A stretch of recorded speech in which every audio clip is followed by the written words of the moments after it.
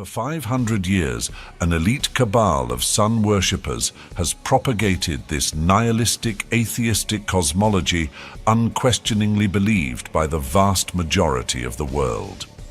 We have been taught, contrary to all common sense and experience, that the seemingly motionless flat earth beneath our feet is actually a massive moving ball spinning through space at over 1,000 miles per hour, wobbling and tilted 23.5 degrees on its vertical axis, while orbiting the Sun at a blinding 67,000 miles per hour, in concert with the entire solar system spiraling 500,000 miles per hour around the Milky Way and careening across the expanding universe away from the Big Bang at an incredible 670 million miles per hour, but that you feel and experience none of it.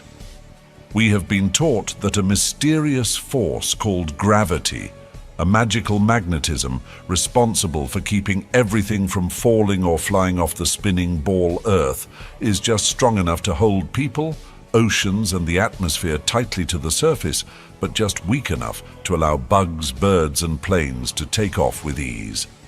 Wolves in sheep's clothing have pulled the wool over our eyes. For almost 500 years, the masses have been thoroughly deceived by a cosmic fairy tale of astronomical proportions.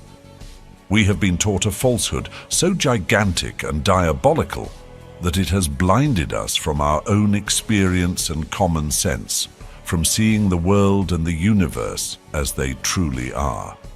Through pseudo-science books and programs, mass media and public education, universities and government propaganda, the world has been systematically brainwashed, slowly indoctrinated over centuries into the unquestioning belief of the greatest lie of all time. Children are taught in their geography books, when too young to apprehend aright the meaning of such things, that the world is a great globe revolving around the sun, and the story is repeated continuously, year by year, till they reach maturity, at which time they generally become so absorbed in other matters as to be indifferent as to whether the teaching be true or not, and as they hear of nobody contradicting it, they presume that it must be the correct thing, if not to believe, at least to receive it as a fact.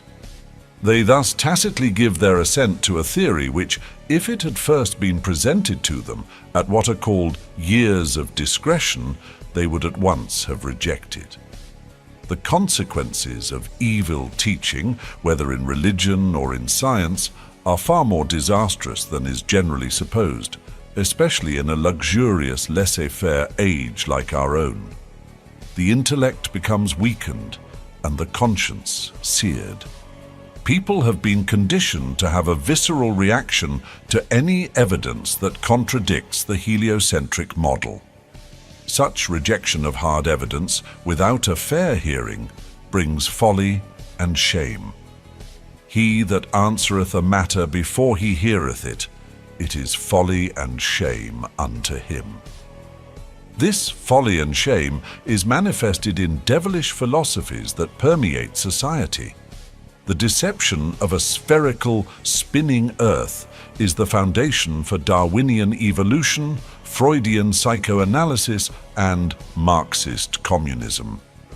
Indeed, the progressive emergence of the sodomite subculture into a government-protected privileged class is the direct result of the prevailing theory of heliocentrism, which the sun at the center of a solar system. How so, you ask? It is quite simple. To remove the earth as the center of God's creation and accept in its place an earth that is just one of millions of wandering planets in the universe removes man as God's unique creation, made in his image. Once the centrality of the earth in God's creation is removed, it is only a small half-step further to remove the existence of God himself from the minds of men. Once God is removed from man's consciousness, then also is removed the authority of God's word and his law. Man is then enthroned, being a law unto himself. The common thread running through heliocentricity, evolution, psychology, and communism is that there is no God. Indeed, atheism is logically a necessary element for each of those man-made philosophies to stand.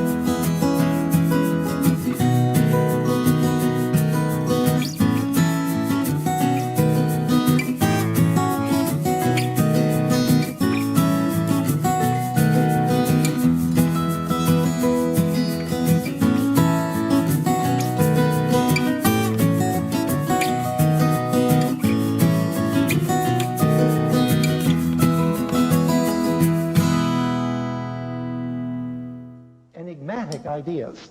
They don't seem to make much sense anymore. Whereas they did make a lot of sense in the world view with which the Bible was composed.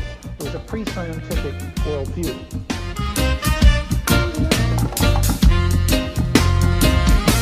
The earth is flat, living in illusion. The earth is flat.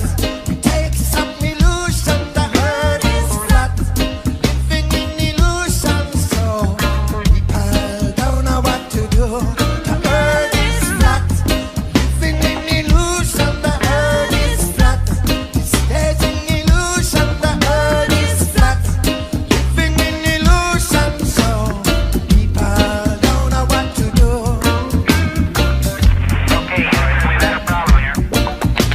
Do you even know what you're supposed to believe when it comes to the heliocentric model? Is this what you believe? Because this is what they say is going on. The Earth tilted at 66.6 degrees from 90. The Earth spinning at 1,000 miles an hour. The Earth orbiting at 66,600 miles an hour. The Sun moving even faster through the galaxy as it races towards the so-called galactic center. And the galaxy itself moving even faster than that in its ever-expanding expansion. And we don't feel it. Is this what you believe?